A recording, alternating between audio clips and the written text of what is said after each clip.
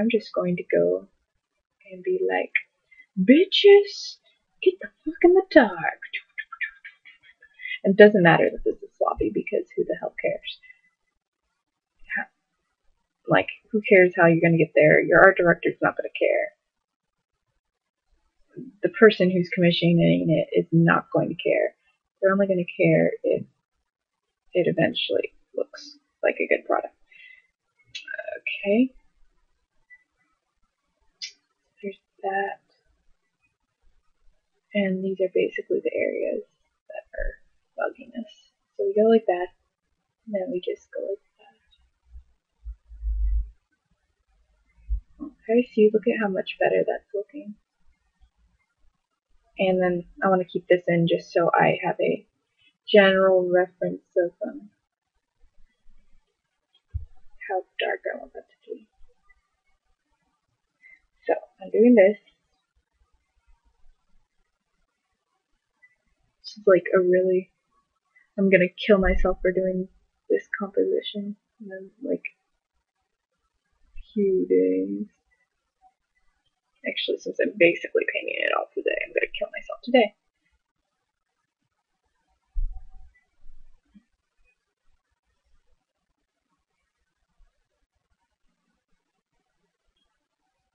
Okay, now you're seeing how this is looking a lot better.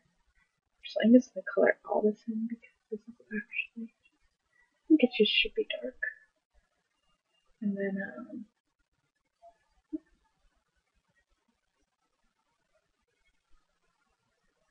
then this should be like just a little adjusting the opacity so it doesn't take as much away.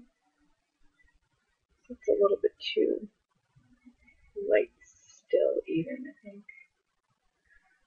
Because see how far away that light source is? I mean, I have it pretty bright on here, but even then it shouldn't be affecting it that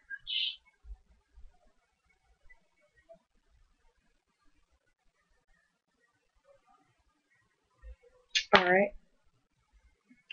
And then we have these chair things.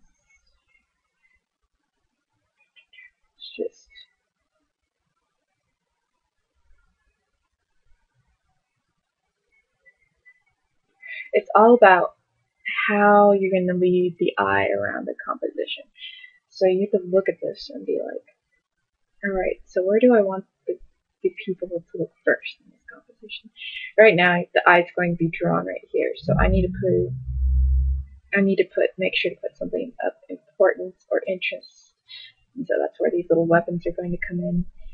Because I want, considering that this is a picture of a child's bedroom, and it's not specifically a storytelling moment per se, it's just a set piece. You don't want somebody's eye to be just stuck resting on one part of the picture, so I want you to look.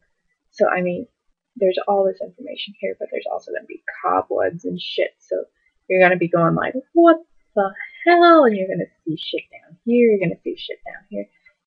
So it's all about the thinking process. Now, this is of course different if you were saying doing character design or coloring in what they call a moment piece. A moment piece, a story piece, whatever. Story moment. A story moment. Because if it's that kind of picture, then you're going to want to tell a different story, basically.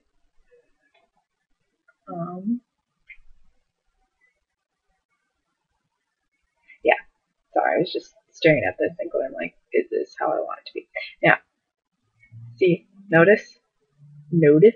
Ain't that nice? Ain't that nice? I'm taking these lights out periodically just because I want to see the values look like without the light, so I don't get confused by these huge beaming rays. Although I should probably keep this one in just because it's a good reference. Now, see, doesn't it look a lot nicer now? Because, like, okay, you may be thinking, what are you talking about? It always looked that nice, but see, notice the values. The values. Oh, it's so sexy. So sexy. This is, of course, complicated because of transparent objects. So it's like, how the heck do I do shading? I'm going to just think about that later. Alright, so I'm going to just duplicate this a couple of times. And then just that's that. Okay. Apply the mask. Wait, Control Z. Control E. Preserve. Yeah. Fuck yeah. So I'm trying to figure out where else I need to put this. I think I need to duplicate. Control E.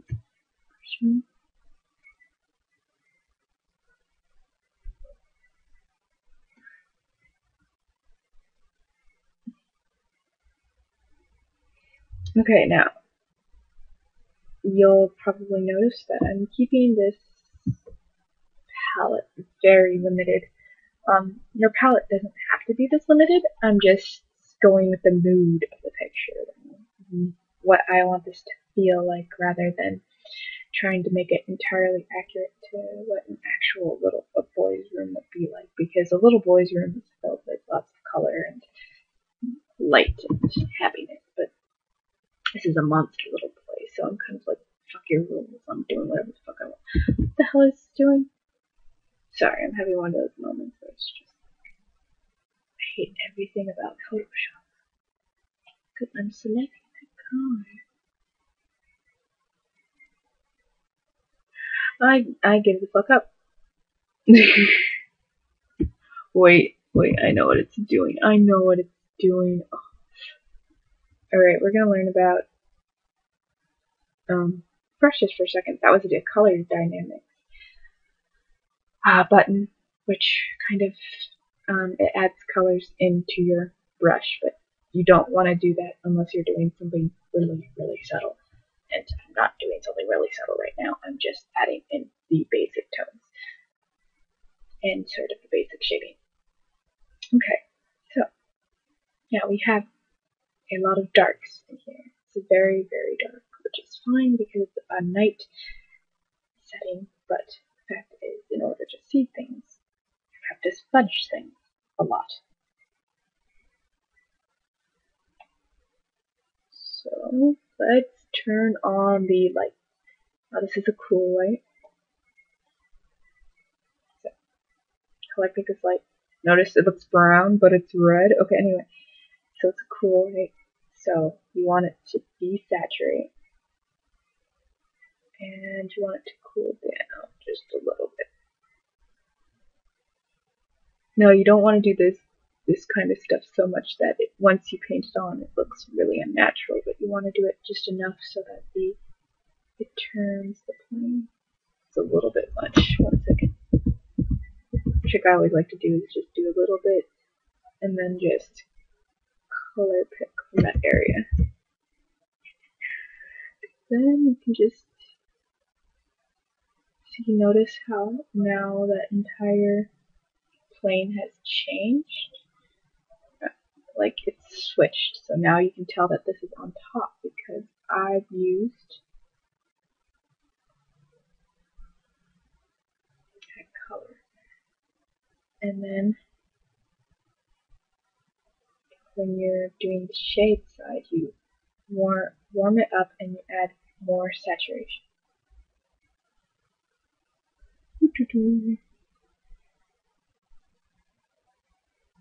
This is hard because composition has to be really dark.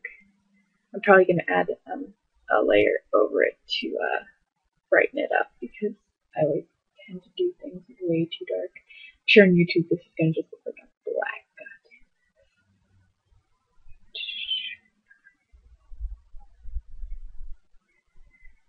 Now I'm making this really kind of subtle right now. I probably will have to kick it up a notch, but because I'm actually going to add a wood texture over the entirety of this thing to make it look like wood. And yes, my teacher allows that. fact, a lot of professionals do it. Instead of taking the tedious time and effort it would take to paint a wood texture over everything, they just go find a good stock image and then just paste it on and make it look good.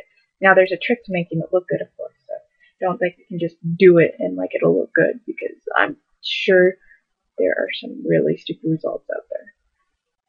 But that is to say, it's allowed as long as you can make it look good. Again, it's not about how you get there, it's about the end product and your thinking into the end product. Okay, so now you see it's coming together more and more. Let's do this area right here, this little armoire. Where the fuck is it? I should really label my things. Don't follow my example. Label your objects. Now, see, actually, I want to fix this stupid masking. It's looking really stupid right there, dude. Okay.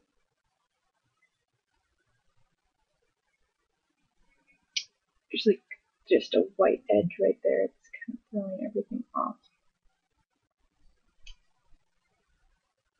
Okay, no, really, why is there a white edge?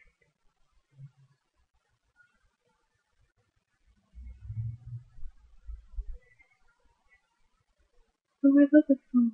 Sorry, song I like just came on.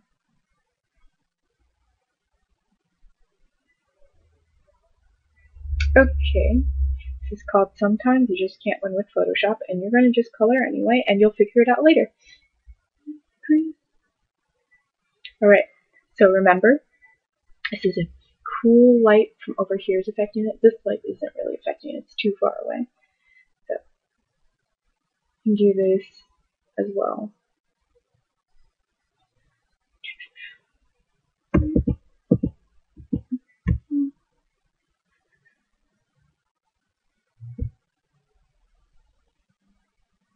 Alright, so I just want this to be enough to like sort of define the shape of the object.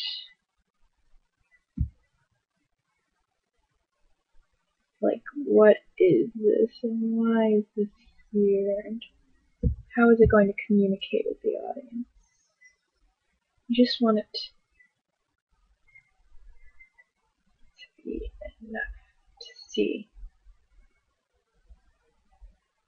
Alright, you can see I'm bringing this form out of the shadows and I'm showing the audience, hey, over here there's something to look at over here as well.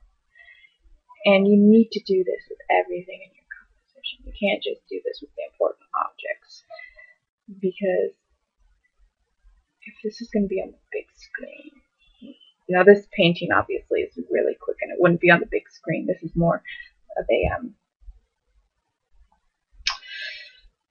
viz dev piece, of course, because this is for viz dev.